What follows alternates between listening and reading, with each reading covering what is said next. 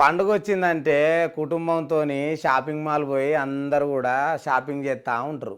మంచిగా కొత్త కొత్త బట్టలు కొనుక్కొని తన పిల్లలకు, తనకు, భార్యకు అందరం కొంటా ఉండేది చూసినాం చాలా చోట్ల. కానీ ఈ సీమ అంబేద్కర్ కోనసీమ జిల్లా మంత్రి అయినటువంటి వాసంశెట్టి సుభాష్ సార్ ఏం చేసిండు అనుకుంటారు? అందరూ శభాష్ అనే పని చేసిండు.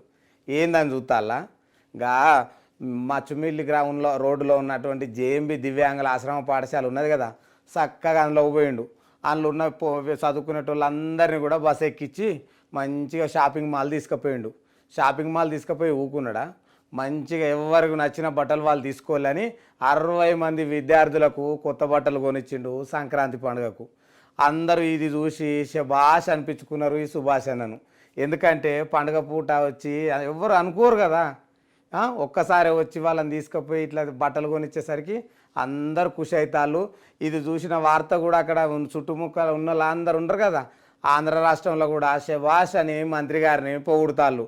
ఇగో గిట్లా ఉండాలి, ఎందుకంటే ఒకరి కళ్ళల్లో ఆనందం చూడాలంటే వాళ్ళు ఇప్పటికే ఆ దేవుడు ఇచ్చినటువంటి దివ్యాంగులు అంటే పాపం కాళ్ళు లేక చేయి లేక చిన్న చిన్న ఇబ్బందులు పడుతుంటారు కదా, వాళ్ళందరి ముఖాలల్లో ఆనందం చూసేందుకు విద్యార్థులకు అక్కడ ఉన్న చదువుకునే 60 మంది విద్యార్థులకు మంచిగా బట్టలు కొనిచ్చేసరికి అక్కడ ఉండేటోళ్ళు పిల్లలు అందరు ఫుల్ ఖుషి అయ్యిళ్ళు.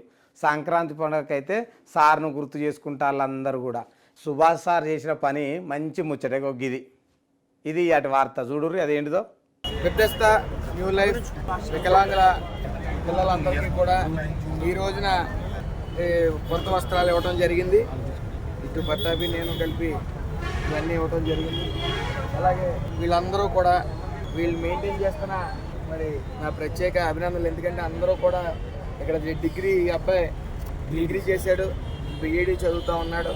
అలాగే ఒక అమ్మాయికి కూడా అమ్మాయి డిగ్రీ చేసింది. అలాగే ఇక్కడ అందరూ కూడా ఈ శుభ్రత ఎంత మెయింటైన్ చేస్తూ ఉన్నారో అలాగే యాజమాన్యం